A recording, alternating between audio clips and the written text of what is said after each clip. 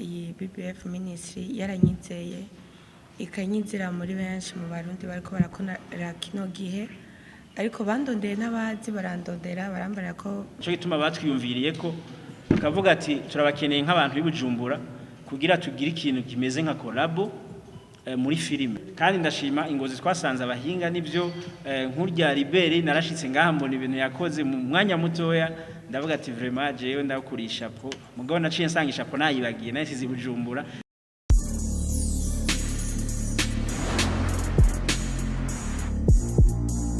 Turabashimiye bwa mbere abaje bava hirya no hino kugira ngo dushobore kubashikiriza ibikorwa biriko birakorerwa muri kino gisagara ca Ngozi, hanyuma bikaba biriko birakorwa n'abantu bavuye mu bisagara bitandukanye. Je ndiko ndavuga nk'usanzwe ahagarariye novuga iyi ministère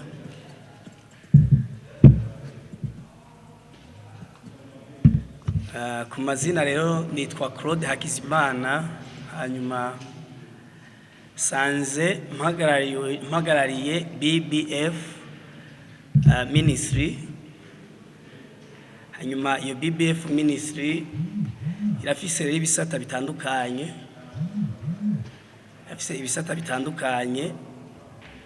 harimo igisata ca kijanye n'ivyo ivugabutumwa.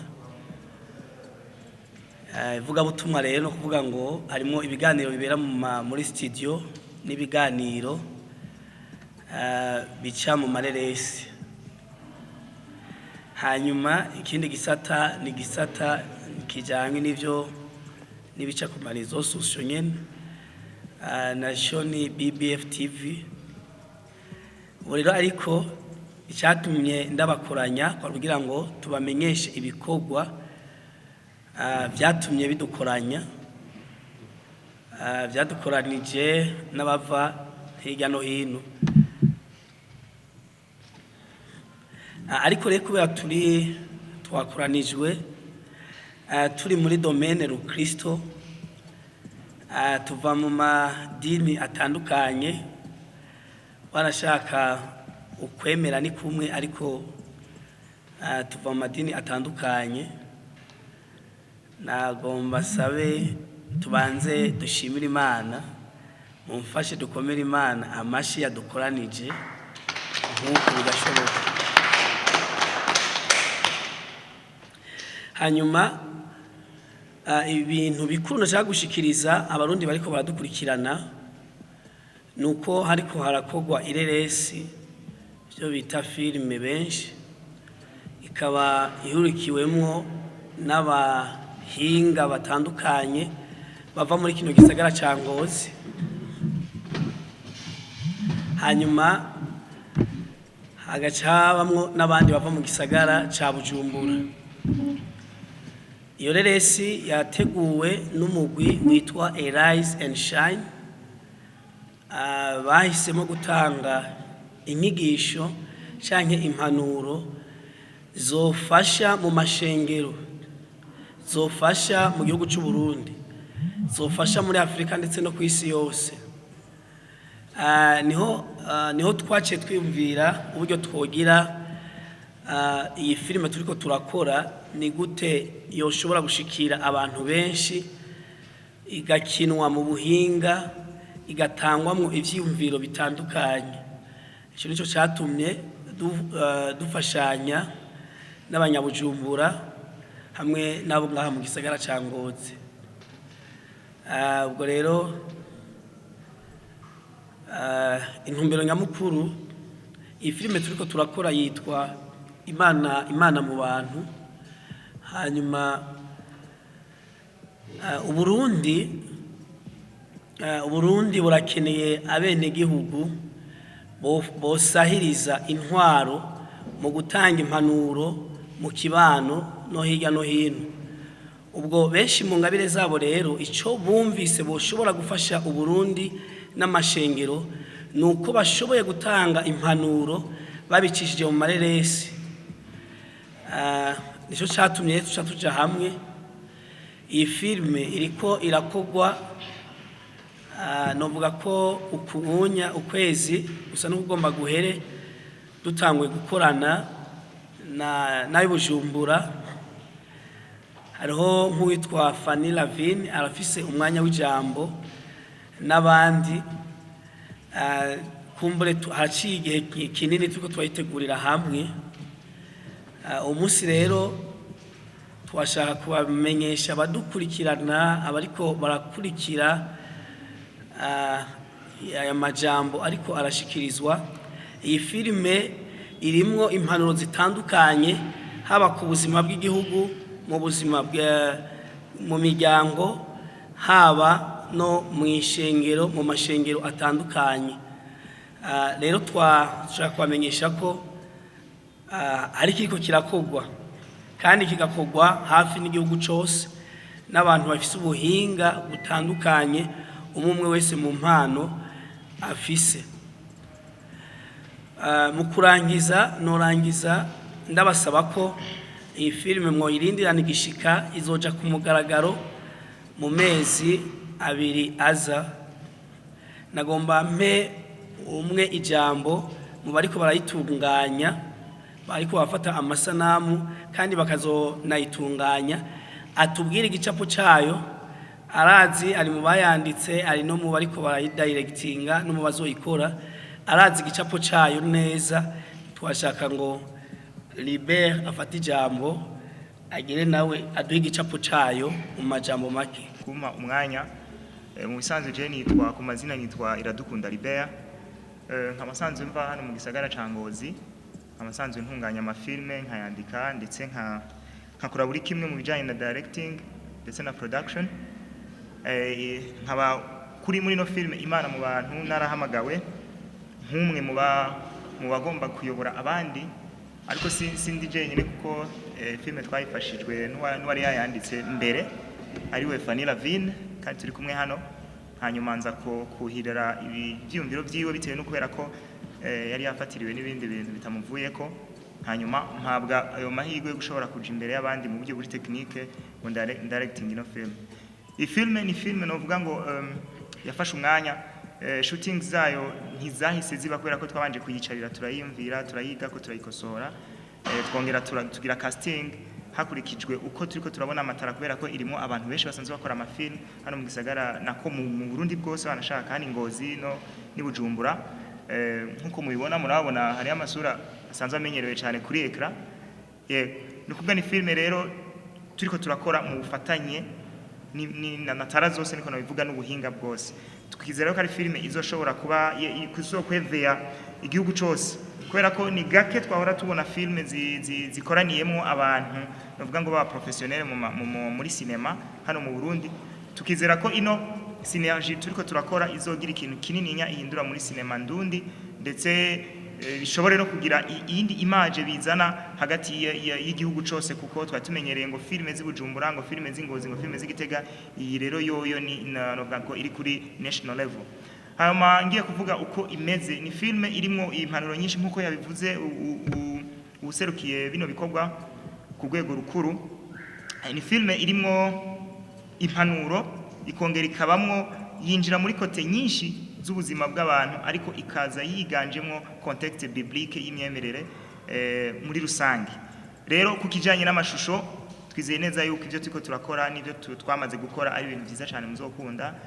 Turi kumwe ndi jenyine, ndi kumwe na team na staff technique, ndi kumwe n'aba cameraman babiri bavyumva, ndi kumwe n'uri karafata amajwi.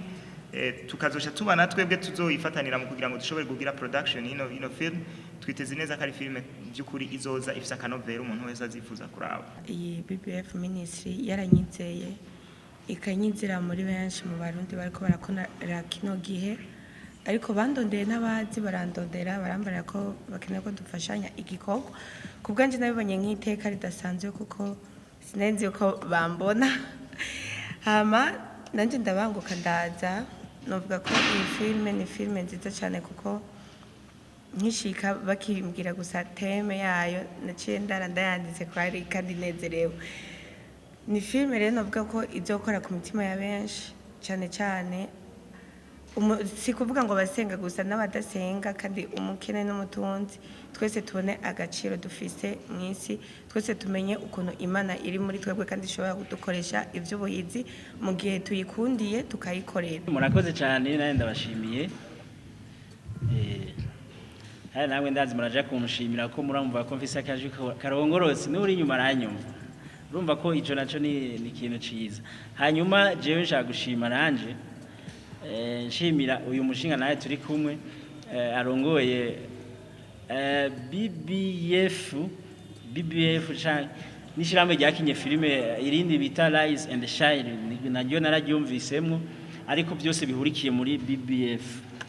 Rero ndamushimiye cyane kuko naje yaranyiyumviriye ko novuga iyo ndi hari Bujumbura ndiko ndakora ibikorwa vya filime harege ntamenye iyo bigera mu gihe ndiko ndaraba nk'ama commentaire mbona nk'umuntu ngo ndi Buraya ndi muri Amerika ndi muri Australia ndihe nkabona ariko arashimishwa n'ibikorwa mba nakoze.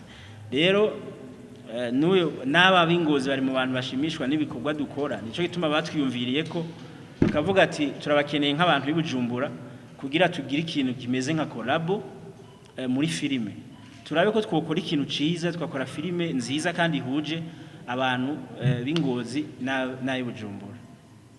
Rero yarantumye ko ndaza ubwa mbere turavugana ukuntu twobikora n'ukuntu tworondera abandi bashobora kuza tuyaga neza. Hanyuma nagenda Ibujumbura ndabwira umugambi abandi bantu bamwe bashoboka abandi barabura imyanya mugabo abashoboye kuboneka baba batatu baba bane ariko nibaza ko ubumwe buca bugaragara hagati y'abanyengozi n'abanyabujumbura.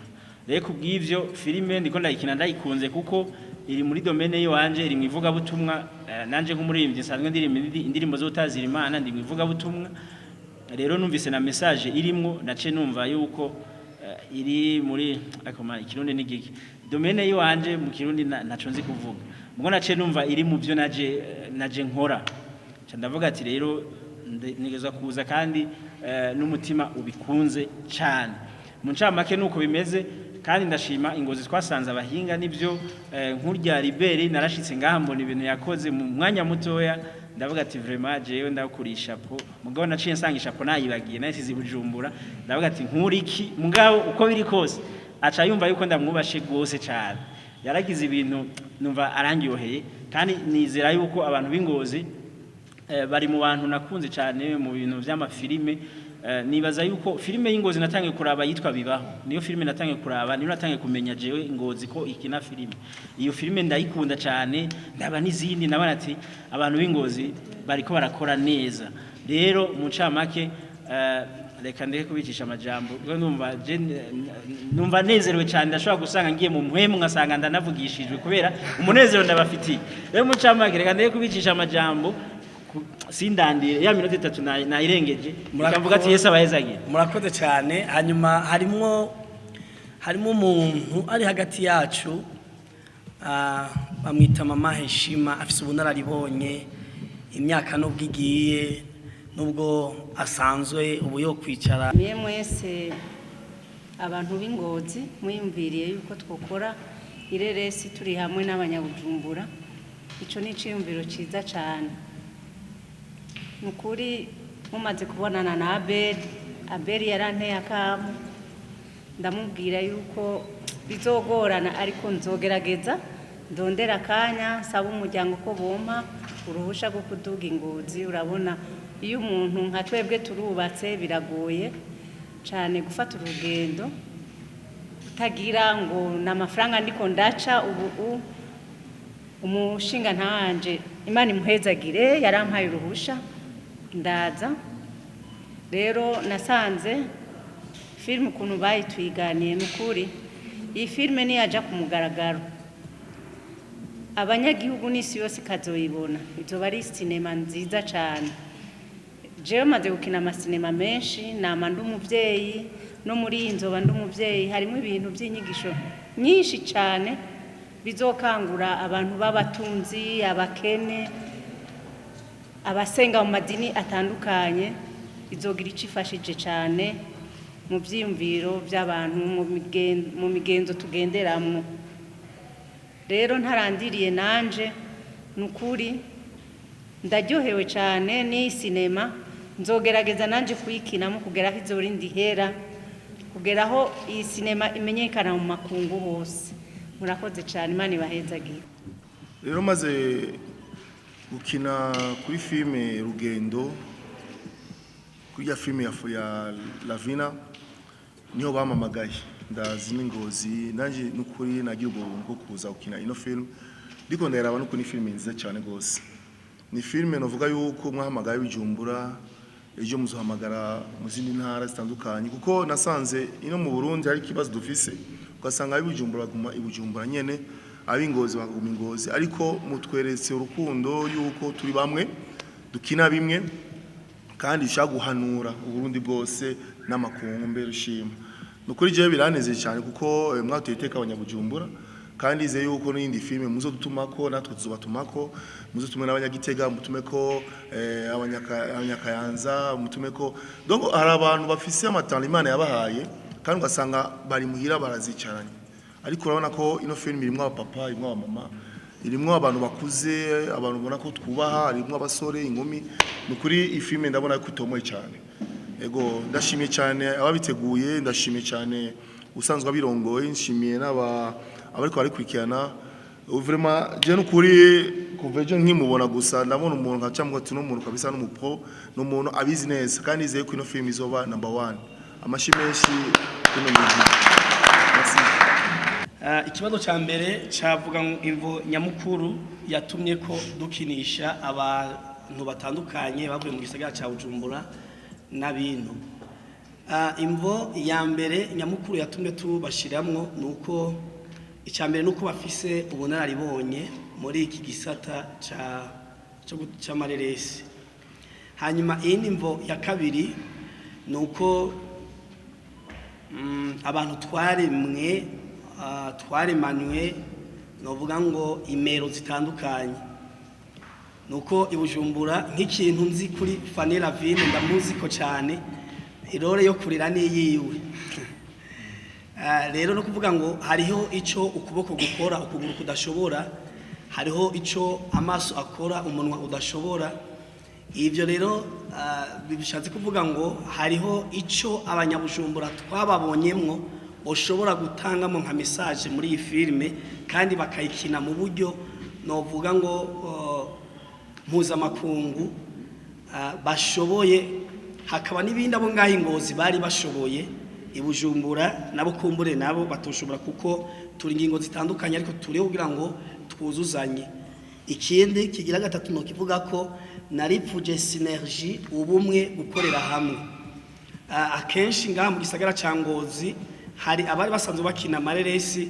nayo Bujumbura bayakina ariko nta bumwe bwari buhari ibi rero twabitunganije kugira ngo habeho ubumwe tuje hamwe dukorere hamwe kuko turi bene Burundi ikibazo cya kabiri navuze ko ari Lavine acishura ikibazo cya gatatu kubera iki twayikoreye hano Ingozi imvo nyamukuru yatumye tuyikorera hano Ingozi nuko abatunganije kino gikorwa aribo BBF Burundi Blessed Family Ministry yagitunganije nuko isanzwe iri hano mu gisagara ca Ngozi nayo navuze ko isanzwe ifise na channel yayo ica kuri YouTube na Facebook nivyo itanguye vuba mu kwezi kw'icenda itanguye vuba rero niyo yagiteguye hanyuma twinjiye muri iki gisata kija c'amareresi niho rero iki cyumviro cyaciye kizamwe cyo gukorana n'abanyabujumbura harimo n'abakinyi bo ngaha muri no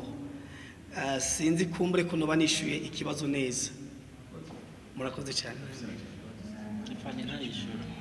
ngerageje kwishura ku kibazo kigira kabiri cabaza ngo ko twavuze ko ireresi irimo abantu bari mu madini atandukanye Landry agira ko avuga ngo hashobora kuba harimo n'abadasenga cyangwa iki jewe ukwemera kwanje nemezwa yuko umuntu wese yaremwe n'Imana kandi twese twarimwe n'Imana imwe kuri ubwo rero twese turafise muri twebwe urubuto rw'Imana iyi reresi nayo ikaba atari iyo kuvuga ngo amadini cyangwa ngo ubwoko cyangwa intara aricyo gituma turimo dutandukanye kuko twese turafise urubuto rw'Imana muri twebwe rero si kuvuga ngo ni filime ngo yerekana ngo ibintu by'idini by'abasenga cyangwa badasenga cyangwa iki, ariko ni filime yerekana yuko umuntu wese afite urubuto rw'Imana muri we kandi ategerezwa kurukoresha akarukoresha neza kugira ngo ishusho y'Imana iri muri we igaragare. N'umuntu adasenga afite urubuto rw'Imana nawe iyo ahisemo neza aragaragaza Imana muri we. Murakoze cyane. Igitega avuze niyo twakinye je narayikinyemo na Fani yarayikinyemo, narashoboye kwitaba lancement ya na mama Ishima yayikinyemo, twarashoboye kwitaba lancement ya. Nuvuga uko byagenze sinovuga ngo byarashimishije cyane, abantu ntibitavye nkuko twabiteganya, ariko ivyo ntibishobora guca intege umukinyi wa filime, uko twebwe dufise intumbero dukeneye gushikako, dukeneye message, dukeneye igere mu bantu.